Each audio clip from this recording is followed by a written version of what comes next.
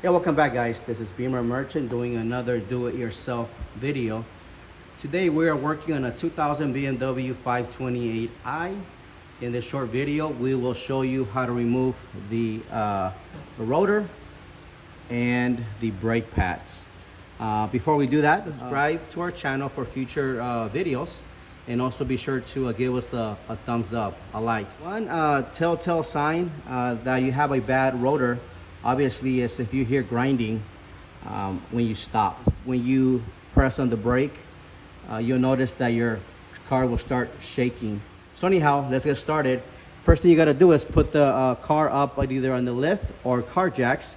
Okay, the tool that I use to remove this bolt here, it's a hex. But before I actually turn it, I like to just put it in there, here, get a mallet and lightly tap it. That ensures that it's all the way in. A 3/8 ratchet, and you're turning. Now this was gonna happen. When you turn, it's gonna spin. To take a flat screwdriver here, put it between here.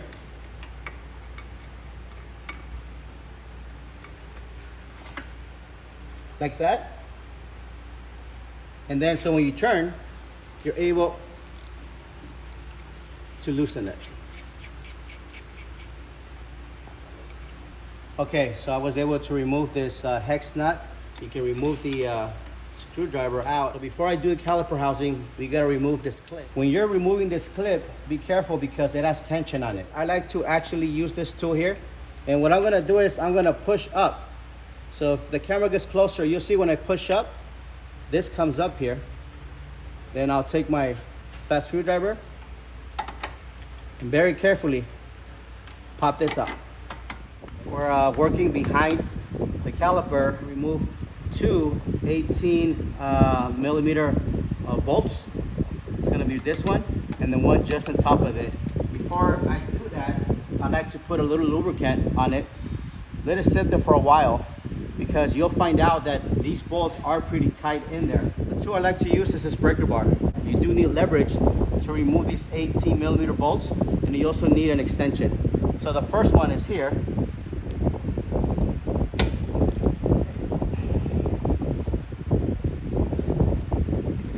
Okay, at this point, I want to loosen it, the first one, and then do the same thing on the top. I like to pop out or remove the brake sensor, which is this one here.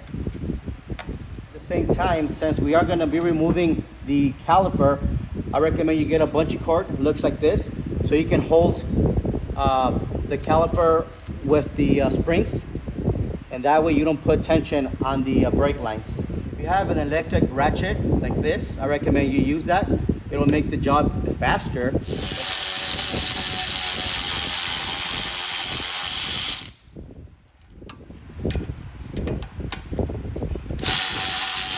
Be sure to hold on to the caliper just in case.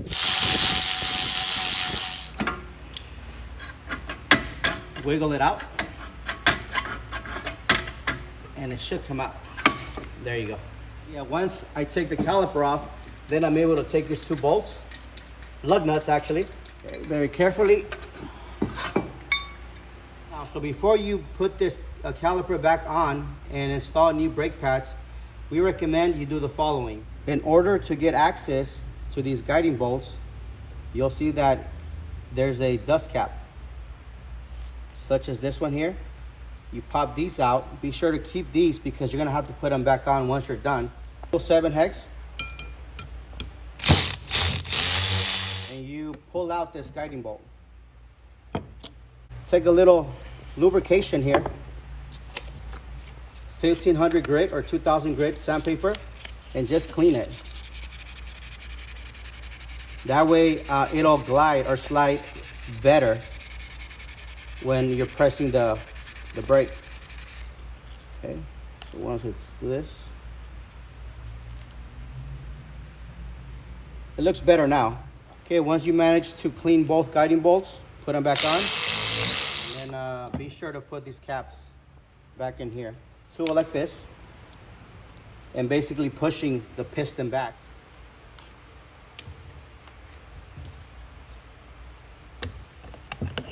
Once you're done pushing the piston back, you can take this old brake pad, throw it away.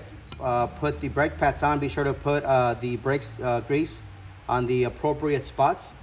Put everything back together and you should be set. Well, I hope you enjoyed this video. If you have any questions, comments, please let us know. Our website posted below for BMW pre-owned parts. Thank you for watching. You guys have an awesome day.